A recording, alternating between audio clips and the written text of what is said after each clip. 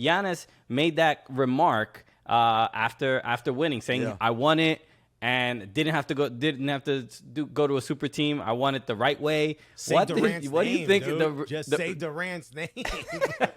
What do you think the feedback is to that? Because some people have been feeling like this is the new NBA. Go start a strong team and win, because nothing is more important than getting that ring. Yeah, I would say the new NBA is this. You draft a great player. You have about 7 or 8 years to show him that we have our shit together. We know what we're doing. We're building towards a championship, but most importantly, we are aggressively building towards it. Right? We're not like counting. How much does that cost? I don't know. Like you're going for it. For many of the players that switch teams, Anthony Davis, Jimmy Butler, James Harden. Their teams showed ineptitude.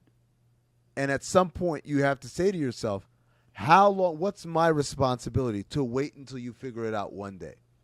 Giannis can say what he said, and we can all do a victory lap with him and say, see, that's how you're supposed to do it. Da, da, da. But if Giannis were Damian Lillard's situation, where we got one conference finals appearance and a bunch of knockouts and a bunch of 6-seed appearances and not winning a bunch of games like Giannis did the last 3 years and being a 1, 2, or 3 seed the last 3 years. I'm wondering if Giannis feels the same way, right? When you can feel it's close, it's easier to kind of be patient in a way that Giannis was than someone like Dame, who I believe is 31.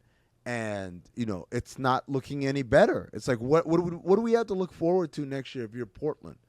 And so I think I love it because to me, I've always said the NBA needs a better way to hold organizations that are poorly run accountable. I guess they do. It's the idea that, if you're bad, you get a higher pick. To me, sometimes it doesn't sit right.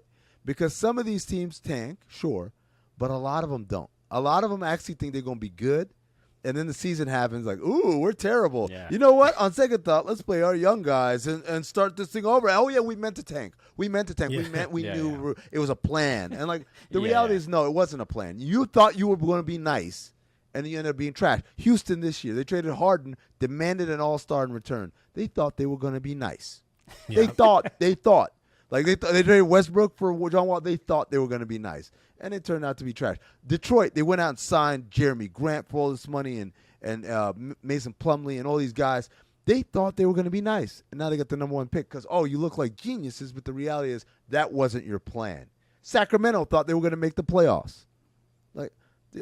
These bad teams need to be punished, not rewarded, for being run poorly. And I think the one part of the NBA that does that is when star players, 7 years into their deals or 8 years, are like, you know what? I've had enough. I'm gone.